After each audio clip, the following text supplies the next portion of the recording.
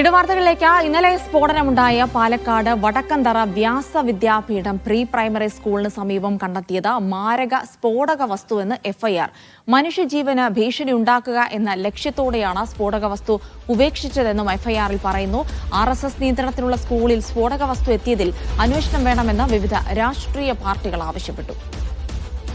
സാജിദ അജ്മൽ വിവരങ്ങൾ നൽകും. സാജിദ, കൂടുതൽ പരിശോധനകൾക്ക് ശേഷമാണിത് വലിയ മാരക സ്ഫോടകം ഉണ്ടാക്കാൻ കഴിയുന്ന ഒരു സ്ഫോടക വസ്തുവാണ് ഉള്ളത് അവിടെ ഉണ്ടായിരുന്നത് എന്ന് പറയുന്നു. സ്വാഭാവികമായിട്ടും ഒരു സ്കൂളിന് സമീപം എങ്ങനെ ഇങ്ങനെ ഒരു സ്ഫോടക വസ്തു എത്തി എന്നതിൽ വലിയ അന്വേഷണം വേണമെന്ന് ആവശ്യപ്പെടുന്നുണ്ട്. പ്രത്യേകിച്ച് RSS നിയന്ത്രണത്തിലുള്ള സ്കൂൾ കൂടിയാണ്. അപ്പോൾ അത്തരം ഒരു അന്വേഷണത്തിലേക്ക് കടക്കാനുള്ള സാധ്യത എത്രത്തോളമുണ്ട് സാജിദിന്?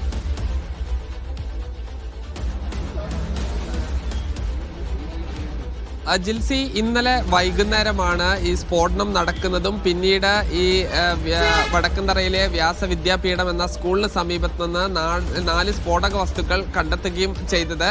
ഇത് പന്നിപ്പടക്കം എന്നുള്ളതായിരുന്നു പ്രാഥമികമായി വിലയിരുത്തിയിരുന്നത്. എന്നാൽ FIRൽ പറയുന്നത് മാരക സ്ഫോടക വസ്തു എന്നുള്ളതാണ്. ഈ മനുഷ്യജീവന് ഭീഷണി ഉണ്ടാകുക എന്ന ലക്ഷ്യത്തോടു കൂടി തന്നെ ഉപേക്ഷിച്ച സ്ഫോടക വസ്തു എന്നാണ് FIR.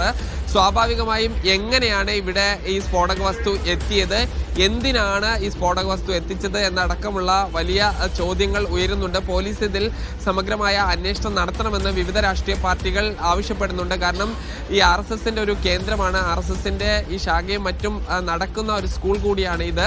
അതുകൊണ്ട് ഈ ഗൂഢാലോചന ഉണ്ടെന്ന് BJPയും RSSും പറയുന്നു. അതോടൊപ്പം തന്നെ അവർ തന്നെ ബോധപൂർവം ഈ പ്രശ്നങ്ങൾ സൃഷ്ടിക്കാൻ വേണ്ടി വെച്ചതാണ് എന്നുള്ളതാണ് മറ്റ് പാർട്ടികൾ ആരോപിക്കുന്നത്. എന്തായാലും പോലീസ് അന്വേഷണം ഉണ്ട്. ഇത് ഒരു പന്നിപ്പടക്കം എന്ന് കേവലമായി തള്ളിക്കളയാൻ കഴിയില്ല. ഉഗ്ര സ്ഫോടന ശേഷിയുള്ള ഈ വസ്തുവാണ് എന്നുള്ള കണ്ടെത്തിയിരിക്കുന്നത്. 10 വയസ്സുകാരനും 84 വയസ്സുകാരിക്കും ചെറിയ പരിക്കുകളോടുകൂടി രക്ഷപ്പെട്ടു.